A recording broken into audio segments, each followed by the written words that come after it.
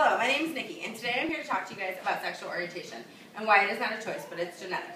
In my speech today, we're going to hear about the brains and how different heterosexual, homosexual, men and women have different sized brains and how they're formed differently. We're also going to hear about how it is genetic and it's not a choice and there's nothing that can be done about it.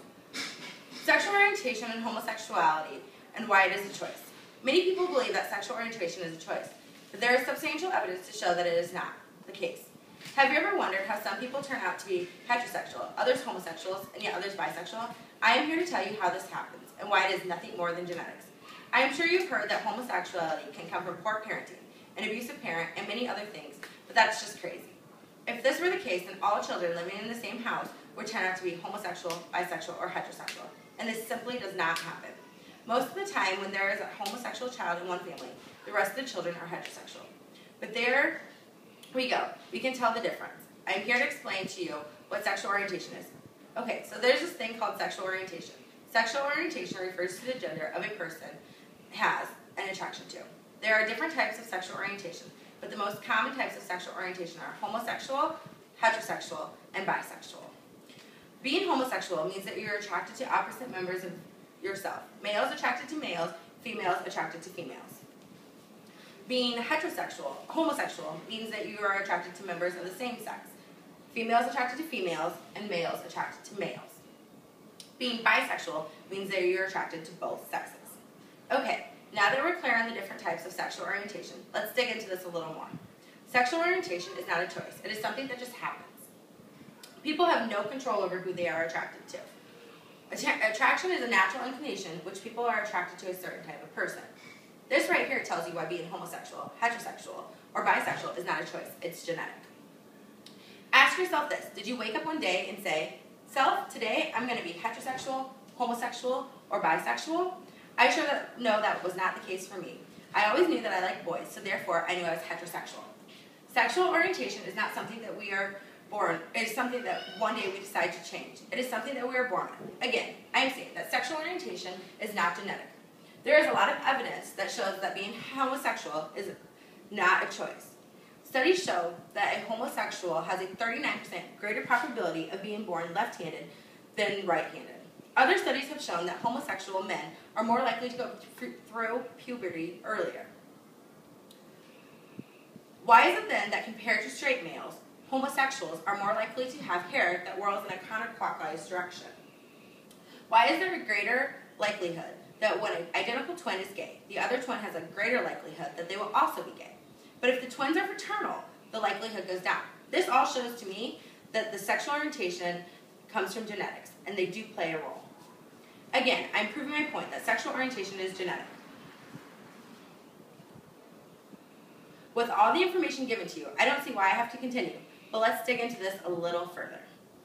There are some theories that parenting can be the cause of sexual orientation. That a child that is raised with his mother, a demeaning mother, and where his father is distant, the boy is more likely to be gay. Michael Bailey, a professor at Northwestern University in Illinois, did a study that infant males were born with malformed genitals. In this study, many times the surgeons tried to construct a vagina. They did what they did, and they would tell the parents to raise the child as a girl, never telling the child that they were born as a male. This child's medical history, was then sealed.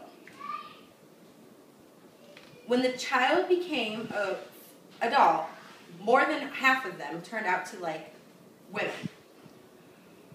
Bailey said, if you can't make a male attracted to other males by cutting off his penis, rearing him as a girl, and castrating him, then how likely is any social explanation of male homosexuality?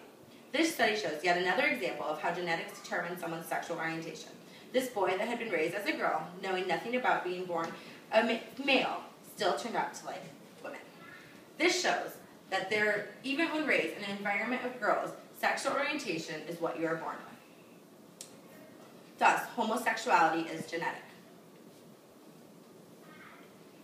Let's revisit the fact that homosexuals have a 39% greater probability that they will turn out left-handed than a heterosexual.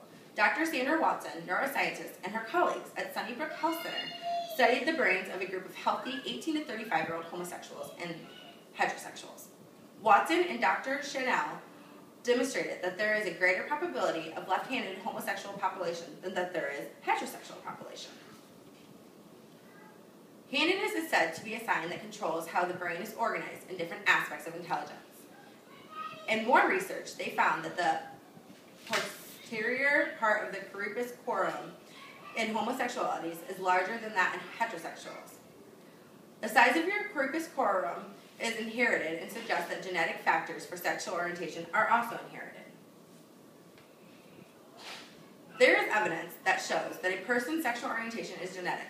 The fact that just being left-handed gives a greater risk of being homosexual is a sure way to show that the environment has no effect on homosexuality. Sexual orientation, after all, is genetic. Then there's homosexuals that go through puberty a lot earlier than that of a heterosexual. This, again, has nothing to do with the environment. Also, compared to straight males, homosexuals males are more likely to have hair that whirls in a counterclockwise direction. I don't think that this happens because of the way they brush their hair. It's definitely not an environmental thing. It's genetic. Then you take the fact that you have identical twins. Identical twins have the same DNA. That's genetics. And if one homosexual is gay, if one is homosexual, the other has a greater risk of being homosexual. These twins are raised in the same environment. How can this be environmental? It's genetic. Finally, there is a study on infant males that were born with malformed genitals. The surgeons constructed a vagina. The parents raised the child as a girl, never telling the child that she was born a boy. And all the more, the girl turned out to like girls. This shows again that genetics contribute to someone's sexual orientation. With all this information, I hope that it is clear to you. Genetics control how people come out and have their sexual orientation. With this said, I hope that the next time you think about judging someone based on their sexual orientation, you take a second and you think about this speech. You ask yourself, is this really a choice? I'm sure by now you know the answer is no. That sexual orientation is definitely genetic. And understand this, that if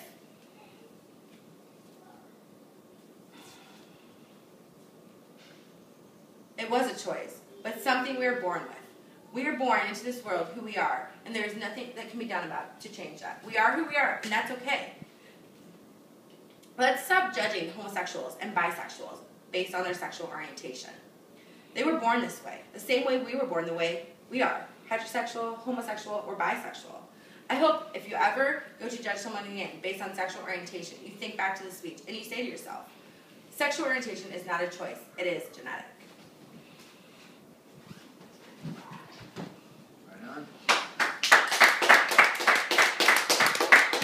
Good job, Nikki.